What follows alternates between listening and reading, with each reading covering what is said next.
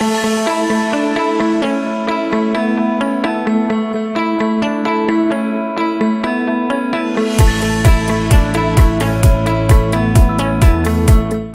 que je crois, c'est que nous, effectivement, et Frédéric Pinton a très bien parlé, je crois qu'on est des médecins et on a vraiment envie que ça change, on a envie d'apporter quelque chose à nos patients. Ce que je voudrais simplement dire quand même, c'est qu'on parle beaucoup de souffrance, mais la souffrance, ça entraîne du burn-out. Le burn-out, quand c'est pas traité, ça entraîne de la dépression. Inévitablement, 80% des anxieux chroniques, c'est la dépression dans les 5 ans. Donc on le sait, bon, je veux dire, c'est automatiquement la dépression. Et la dépression pas traitée, c'est du suicide.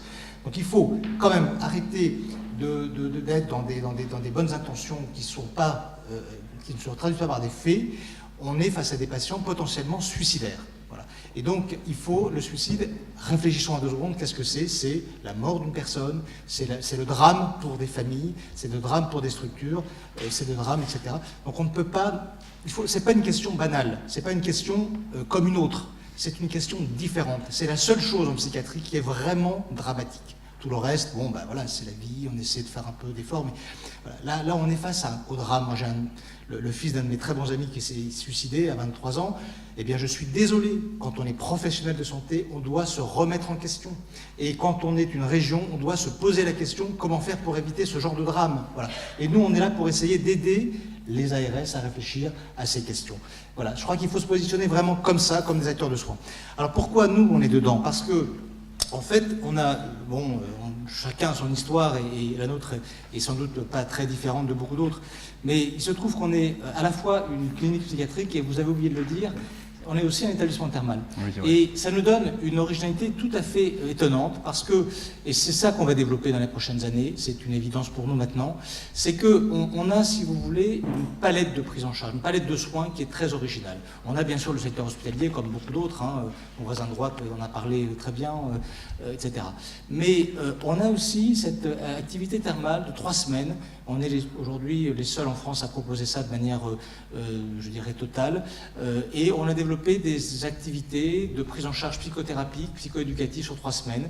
Et on a donc développé des stages sur la prise en charge de burn-out vers le tout venant, les salariés d'entreprise, mais aussi vers les professionnels de santé. On a un groupe qui marche très bien et c'est pour nous très intéressant. Et puis on a également l'idée de développer le lien avec un certain nombre de réseaux.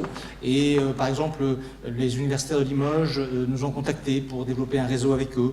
Nous avons également développé un lien avec la Fondation de Necker, car nous avons des liens anciens avec le professeur Jean-Pierre Ollier. Donc nous avons une réflexion un peu partagée sur ces problématiques. Et récemment, nous avons également développé des conventions avec l'hôpital de Royan, avec les 2 cliniques qui sont sur Royan également, et Saint-Georges-de-Lidonne en fait, et qui sont à 10 km de chez nous. Et nous allons nous rapprocher de tous les professionnels de santé de ces